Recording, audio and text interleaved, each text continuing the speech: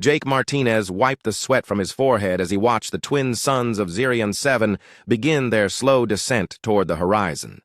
18 months had passed since his escape pod crashed on this empty world, and he still could not believe he was alive. The red sand beneath his feet shifted in the warm breeze, while strange crystal formations glowed softly in the fading light. His makeshift shelter stood nearby, built from the twisted metal of his crashed pod and local materials he had gathered over many long weeks. The structure was not pretty, but it kept him safe from the fierce storms that swept across the planet every few days. Inside the shelter, his water purifier hummed quietly as it processed moisture from the air, and his small food printer worked to create another meal from the dwindling supply of raw materials. Jake had been the navigation officer aboard the Earth, Starship Endeavour, when everything went wrong. The ship had been humanity's first attempt at deep space exploration beyond the solar system, and Jake felt proud to be part of such an important mission. The crew of 47 brave men and women had trained for years before launching into the unknown regions of space where no human had ever traveled. The disaster happened during their third hyperspace jump when the ship's main engine core developed a critical failure. Jake remembered the alarms blaring throughout the corridors as Captain Rodriguez ordered all hands to the escape pods. The hyperspace field collapsed while they were still in transit, and the violent energy release scattered the pods across hundreds of light years of empty space. Jake's pod had tumbled through normal space for days before the automatic systems detected Zirion 7 and initiated an emergency landing sequence. The crash was hard and damaged most of his equipment, but Jake survived with only minor injuries. He spent the first week trying to repair his communications array, but the components were too badly damaged to send any signal beyond the planet's atmosphere. The early days were the hardest as Jake struggled to understand his new environment and find ways to stay alive. The planet had breathable air, and water could be extracted from the crystal formations, but there was no obvious source of food. His emergency rations would last only 3 months at most, and Jake knew he needed to find a solution quickly. He discovered that certain types of crystal contained organic compounds that his food printer could process into basic nutrition bars. The taste was terrible, but they kept him alive while he explored more of the planet's surface. Jake found caves filled with different minerals and learned which ones were safe to use in his equipment. The planet's weather patterns were violent, but predictable, and Jake learned to read the signs that warned of incoming storms. He built his shelter in a valley between 2 large crystal outcroppings that provided natural protection from the worst winds. During the calmer periods, he would venture farther from his camp to search for useful materials and always hoped to find some sign of other life. But Zirion 7 seemed completely empty of any living creatures larger than the small insects that lived inside the crystal formations. Jake often wondered if he was truly alone on this world, or if there were other forms of life hiding in places he had not yet explored. The loneliness was sometimes harder to bear than the physical challenges of survival. He had modified his escape pod's computer system to serve as a crude observatory and spent many nights studying the star patterns above. Jake tried to determine his location relative to known space, but the constellations were completely unfamiliar, and he began to accept that he might be farther from home than any human had ever traveled. The rescue beacon in his pod had functioned for the first 6 months before its power source finally died. Jake had watched helplessly as the device's status light faded to black, knowing that his last connection to the outside universe had been severed. After that moment, he focused entirely on long-term survival and stopped counting the days until rescue. Jake established daily routines that helped maintain his sanity during the long isolation. He would wake at sunrise and check all his equipment for any problems that needed attention. The morning hours were spent gathering materials or working on improvements to his shelter. Afternoons were reserved for exploration or equipment maintenance, while evenings were used for planning and record-keeping. He kept a detailed journal of his experiences and discoveries, hoping that someday the information might be useful to other humans who found themselves stranded in similar situations. Jake wrote about the planet's geology and weather patterns and documented his various experiments with local materials. The writing helped him feel connected to his human heritage even in this alien place. The crystal formations fascinated Jake because they seemed to respond to changes in temperature and humidity by shifting colors and patterns. He learned to use these changes to predict weather conditions, and even discovered that certain crystals would glow brighter when electrical current passed through them. This knowledge helped him improve his power systems and extend the life of his equipment. On this particular evening, Jake was performing his usual check of the surrounding area when he noticed something different in the sky. A dark shape moved against the stars, and at first he thought it might be a large meteor or piece of space debris. But the object's movement was too controlled and purposeful to be natural, and Jake felt his heart begin to race with excitement. The shape grew larger as it descended through the atmosphere, and Jake realized he was looking at some kind of spacecraft.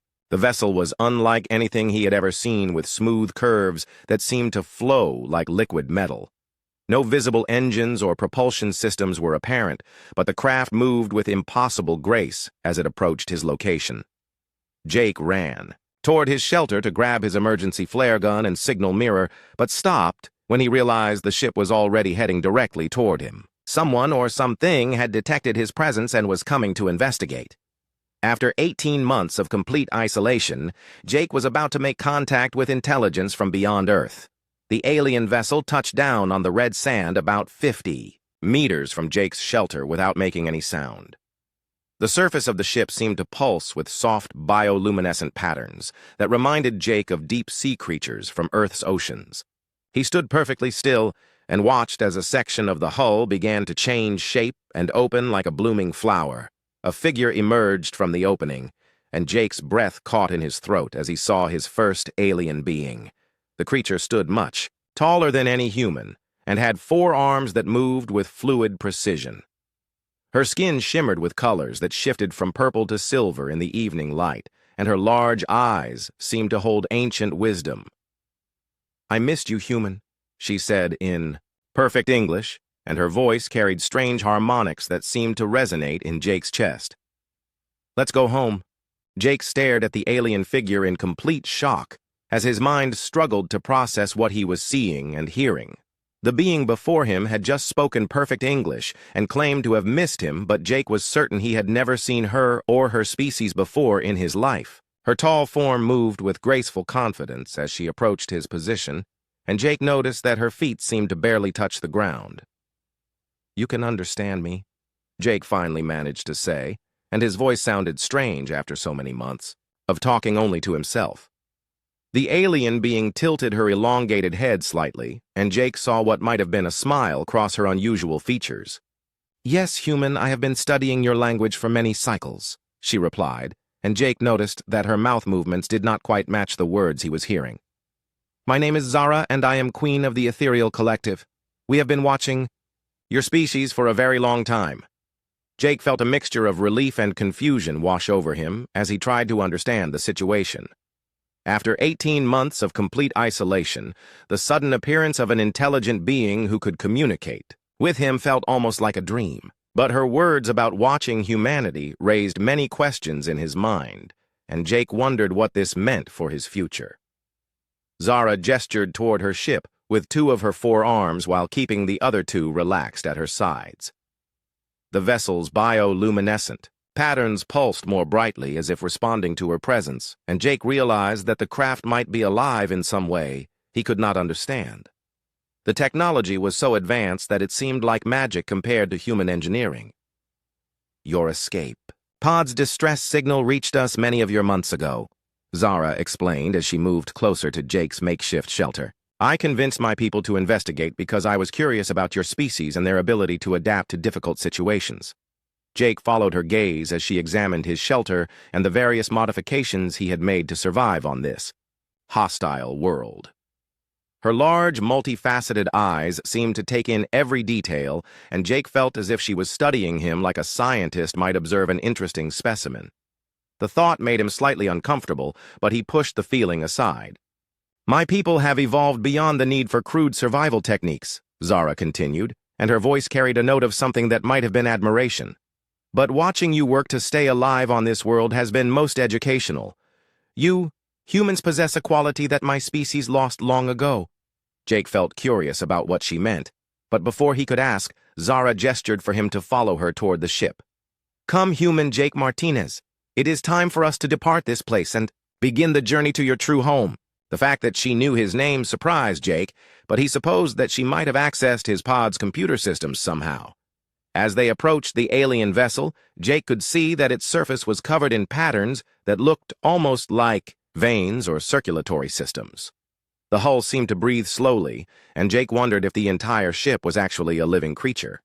The opening in the ship's side expanded as they drew near, and Jake could see a soft interior that glowed with warm light. Everything inside looked organic and grown rather than manufactured, and Jake felt as if he was entering the body of some massive organism. The walls pulsed gently with the same rhythm he had noticed in the exterior patterns. "Welcome aboard the luminous dawn," Zara said as they entered what appeared to be the ship's main chamber. "This vessel has been my home for many cycles as I travel between the worlds of the collective." Jake looked around in amazement at the alien technology that surrounded him. The walls were covered with what looked like neural networks that carried pulses of light back and forth throughout the structure. The floor felt soft beneath his feet and seemed to adjust its firmness as he walked across it. There were no visible control panels or instruments, but Jake could sense that the entire ship was monitoring their presence. "How does it all work?" Jake asked as he tried to understand what he was seeing. Zara moved to what might have been a central command area where the wall formations were more complex and densely interconnected. "My people learned long ago that mechanical technology is crude and limited," she explained while placing one hand on the living wall. "We grow our tools and vessels from specialized biomatter that can think and respond to our needs. This ship is as alive as you or I and serves as my companion during long voyages." Jake watched in fascination as the patterns on the walls changed in response to Zara's touch. The ship seemed to communicate with her through some method he could not perceive, and Jake realized that the relationship between the Queen and her vessel was more intimate than any human pilot could achieve with their machines. "Where exactly are we going?" Jake asked as he felt the ship begin to move beneath his feet. There was no sensation of acceleration or vibration, but Jake could sense that they were leaving the planet's surface and entering space. Zara's expression became more difficult to read as she considered his question. "We travel toward the center of the galaxy where my people maintain their greatest works. There you will find others like yourself who have been gathered from across the stars." This answer worried Jake because it suggested that he was not being rescued in the way he had hoped. The idea of being taken to some alien facility filled with other captured beings did not sound like salvation. But Jake also realized that he had little choice in the matter and would need to learn more about Zara's intentions before deciding how to respond. As they traveled through space aboard the luminous dawn, Jake learned more about Zara and her people. The ethereal collective was an ancient civilization that had achieved technological transcendence thousands of years ago. They had spread across the galaxy and observed the development of younger species while remaining hidden from detection. "Your species interests us greatly," Zara told Jake as they shared a meal in the ship's living chamber. The food was unlike anything Jake had ever tasted but seemed to provide perfect nutrition for his human metabolism. Humans demonstrate remarkable adaptability and creativity when faced with seemingly impossible challenges. Jake found himself drawn to Zara despite his concerns about her motives.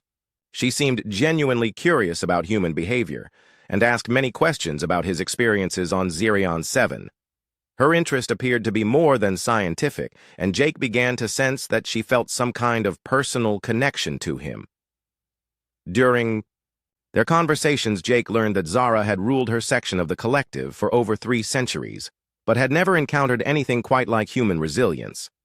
Her people had become so advanced that they rarely faced genuine challenges or obstacles, and she seemed fascinated by Jake's ability to find solutions to problems that would have defeated most other species.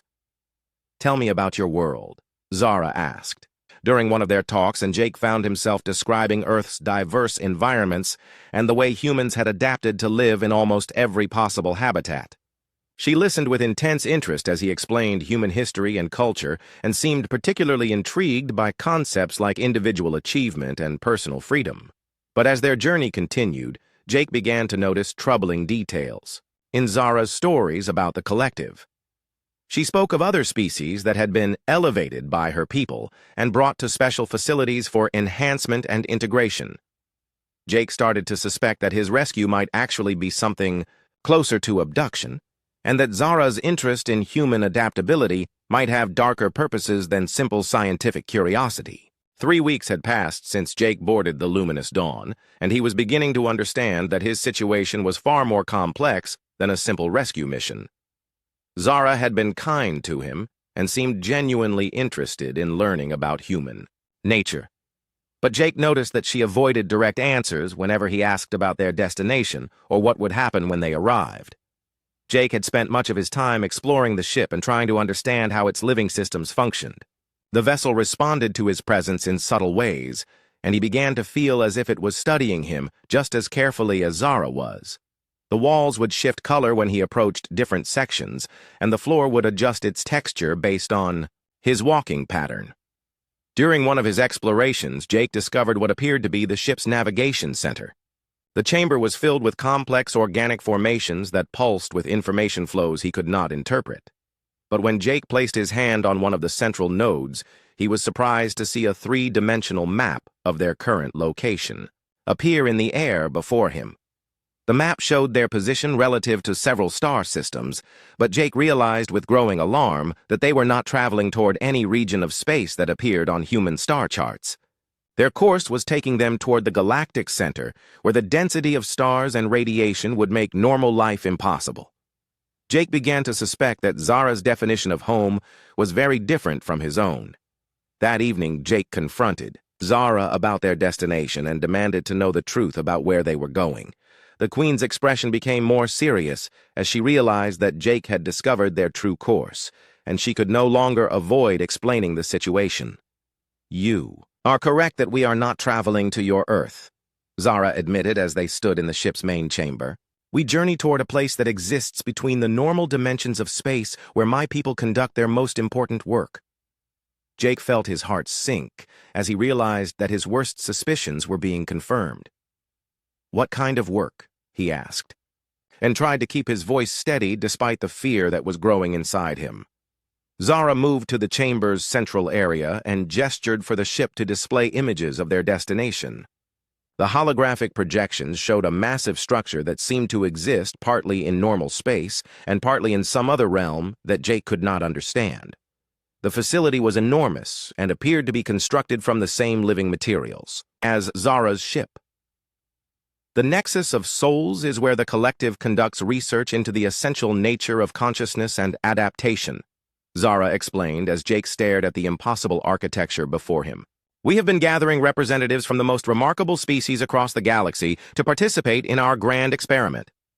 Jake felt sick as he began to understand what Zara was really describing. "You mean you have been kidnapping people from different worlds and bringing them to this place for experiments?" Zara's expression showed something that might have been regret, but she nodded slowly in confirmation. "The universe is dying, Jake Martinez. In time, all the stars will burn out and space itself will grow cold and empty. My people seek to create a new form of life that can survive even the death of reality itself." The scope of what she was describing overwhelmed Jake's ability to process the information. The idea that an entire civilization was working to transcend the physical universe seemed impossible, but the technology around him suggested that the ethereal collective possessed capabilities beyond human imagination. "And you think humans are somehow the key to this project?" Jake asked, as he tried to understand why his species would be so important to beings as advanced as Zara's people. "Human adaptability and creativity are unlike anything we have encountered," Zara replied, and her voice carried notes of genuine admiration. "Your species has the ability to find solutions to problems that would defeat more advanced civilizations. We believe that human consciousness contains the final component needed to complete our work." Jake realized that he had been selected not because he was lucky, but because his survival on Zerion 7 had demonstrated exactly the kind of adaptability that the collective was seeking. His 18 months of isolation had been an extended audition for a role he never wanted to play in an experiment he could never support. "What happened to the other humans who were taken?" Jake asked, and dreaded hearing the answer. Zara hesitated before responding, and Jake could see that this was a difficult subject for her to discuss. "Some have adapted well to their new circumstances and contribute valuable insights to our research," she said carefully.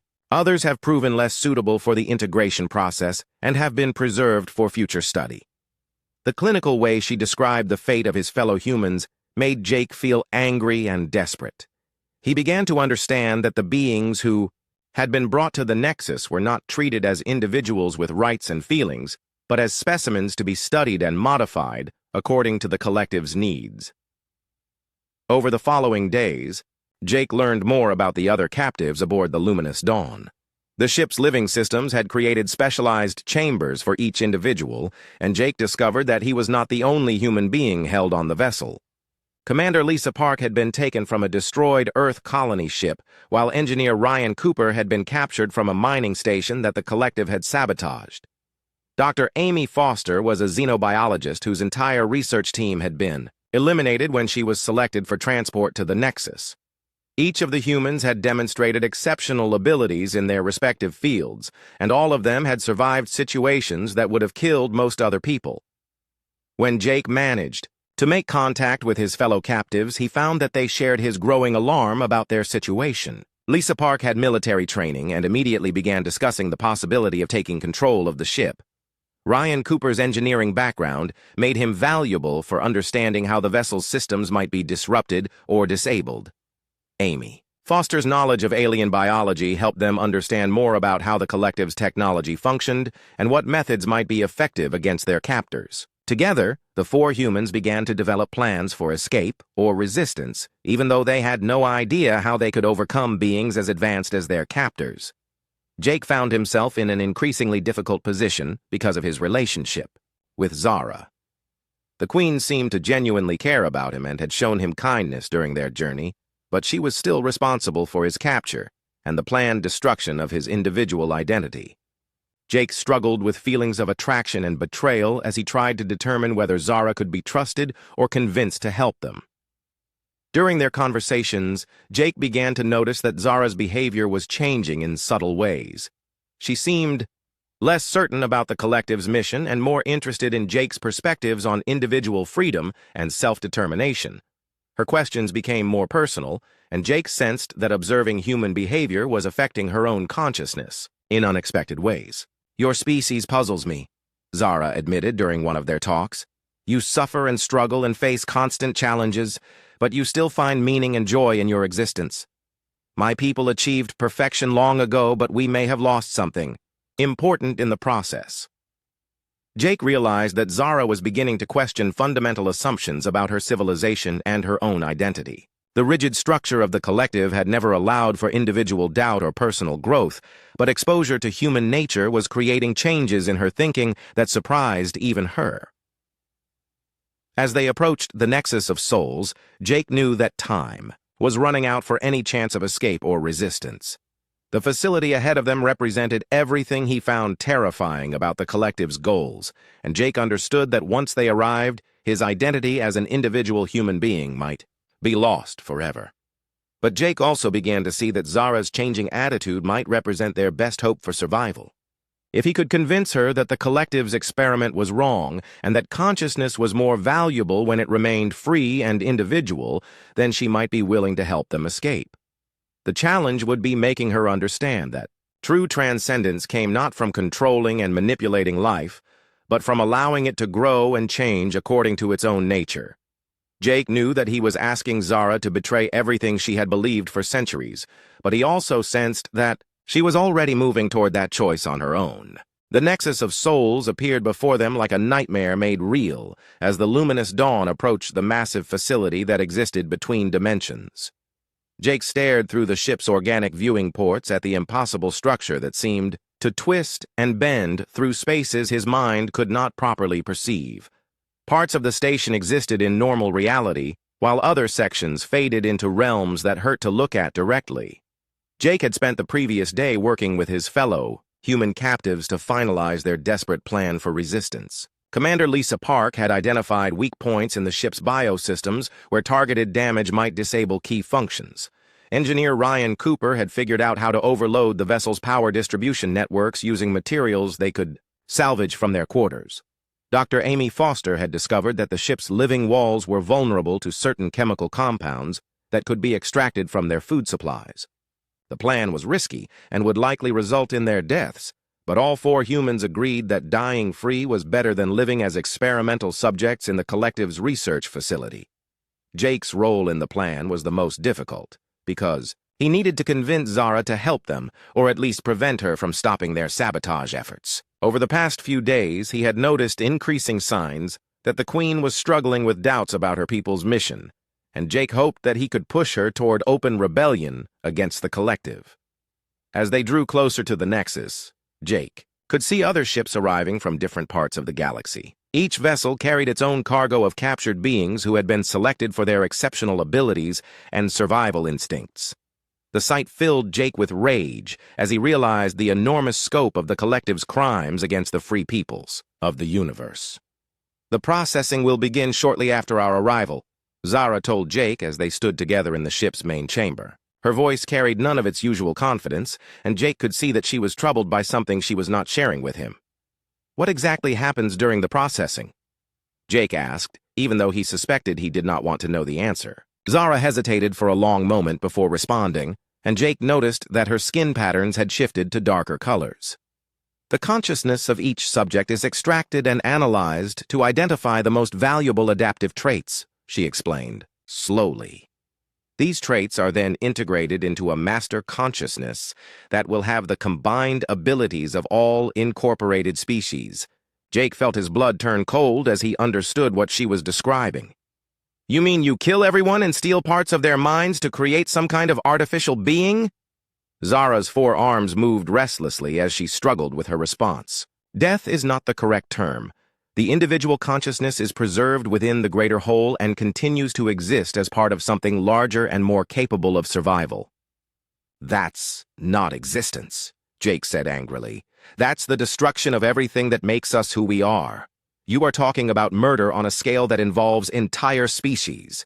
The Queen's multifaceted eyes seemed to dim as she considered his words. Jake could see that his arguments were affecting her in ways that her own people's philosophy could not address. The rigid structure of collective thinking had never allowed for moral questioning of their ultimate goals. "My people believe that individual consciousness is a primitive stage of development that must be transcended for true survival," Zara said, but her voice lacked conviction. "We achieved unity of purpose and eliminated the conflicts that arise from separate identities." Jake moved closer to her and tried to make her understand what she was really describing. "You eliminated everything that makes life worth living. Love and friendship and personal growth only exist between individuals who can choose their own paths. Your people have created a kind of living death where nothing new or beautiful can ever emerge." Before Zara could respond, alarms began to sound throughout the ship, and Jake realized that their arrival at the Nexus had triggered automatic systems designed to prepare the captives for processing. He knew that their time for planning and discussion had run out, and the moment for action had arrived. Jake gave a signal to Lisa Park, who was hidden in a maintenance shaft near the ship's primary control center. She immediately began her attack on the biosystems using the chemical compounds that Amy Foster had prepared. The ship's living walls began to convulse and change color as the toxic substances spread through its circulatory networks. Ryan Cooper initiated his power overload sequence, and Jake felt the vessel shudder as its energy distribution systems began to fail. The organic lighting flickered and dimmed while the ship's navigation systems struggled to maintain their approach to the Nexus docking facilities. But their sabotage efforts triggered an immediate response from the facility's guardian systems. Massive tentacled creatures that existed partially outside normal space began to phase through the ship's hull to reach the human captives. Jake had never seen anything so terrifying as these void spawn that moved through solid matter as if it did not exist. The creatures attacked with relentless efficiency, and Jake watched in horror as one of them wrapped its impossible tentacles around Ryan Cooper and began to drag him toward a dimensional rift. The engineer screamed as his body was stretched between realities, and Jake realized that their plan was failing catastrophically. Zara stood frozen as the battle erupted around her, and Jake could see that she was struggling with a choice that would define the rest of her existence. Her people's programming demanded that she protect the specimens from harm, but her growing individual consciousness rebelled against the cruelty she was witnessing. Jake made his own choice in that moment and threw himself at the void spawn that was attacking Ryan Cooper. He had no weapons that could hurt a creature that existed between dimensions, but he hoped that his intervention might buy the engineer time to escape. The tentacles wrapped around Jake's body, and he felt reality begin to twist around him in nauseating ways. "No!" Zara shouted, and Jake felt the ship's systems respond to her command as she turned her psychic abilities against the guardian creatures. Waves of mental force swept through the vessel, and the void spawn recoiled as if they had been struck by physical blows. The Queen had made her choice, and Jake realized that she was now fighting against her own people to protect him and the other, humans. Her betrayal of the collective's mission would have consequences that neither of them could fully understand, but Zara seemed determined to prevent the processing from taking place. Lisa Park used the confusion to reach the ship's control center and began inputting commands that would take them away from the Nexus. But the facility's tractor beam systems activated and began pulling the luminous dawn toward the processing chambers, despite her efforts to break free. "We cannot escape using normal methods," Zara told Jake as she continued to battle the void spawn with her psychic powers. "The Nexus exists partially outside of regular space and can hold us regardless of our ship's capabilities." Jake realized that their situation was hopeless unless they could find a way to damage the facility itself. The Nexus was too large and too well defended for their small group to assault directly, but Jake began to form an idea that was so desperate it might actually succeed. "Can you overload the dimensional generators that keep this place stable?" Jake asked Zara as he helped her fight off another wave of guardian creatures. The Queen's expression showed that she understood what he was suggesting and the enormity of what it would mean. "Such an action would destroy the Nexus and everything within its dimensional field," she replied. "We would die along with all the other captives, and my people's research would be lost forever." Jake looked around at his fellow humans, who were fighting desperately against creatures they could not hope to defeat through physical force alone. Amy Foster had been wounded by one of the void spawn, and Lisa Park was barely managing to keep the ship's systems functional despite the ongoing battle. "Sometimes the only way to win is to make sure your enemy cannot win either," Jake said as he made peace with the idea of dying to prevent the collective's experiment from succeeding. "Will you help us destroy this place and give the other captives a chance to die free?" Zara stared at him with her large, multifaceted eyes, and Jake could see centuries of conditioning warring against the individual consciousness she had developed through their relationship. The choice she made in the next few moments would determine not only their fate but the future of countless other species across the galaxy. Zara's decision came with a force that shook the entire ship as her psychic powers merged with the luminous dawn's biosystems to create a cascade overload in the Nexus dimensional generators. Jake felt reality twist around them as the massive facility began to tear itself apart between the competing forces of normal space and the void realms where it had been anchored. The explosion that followed was unlike anything Jake had ever experienced as space and time folded in ways that his human mind could barely comprehend. The Nexus collapsed into itself, while simultaneously expanding across multiple dimensions, and Jake felt his consciousness stretched across impossible distances before everything went black. When Jake awakened, he found himself lying on warm sand, beneath an alien sky painted in shades of purple and gold. His body ached from the dimensional stress, but he was alive and apparently intact. Nearby, he could hear the sound of waves washing against a shoreline and the calls of creatures that sounded almost like birds from Earth. Zara lay beside him unconscious, but breathing, and Jake could see that her skin patterns had changed to softer colors that pulsed in rhythm with her heartbeat. The crystalline formations that crowned her head had cracked during their ordeal, but were already beginning to regenerate with new growth patterns that looked different from before. As Jake sat up and looked around, he realized that they had somehow survived the destruction of the Nexus and been transported to an unknown world. The landscape was beautiful but alien with crystal formations, similar to those he had seen on Zirion 7, mixed with plant life that reminded him of Earth's tropical regions. In the distance, Jake could see the wreckage of escape pods scattered across the beach, and his heart lifted as he realized that other captives had also survived the facility's destruction.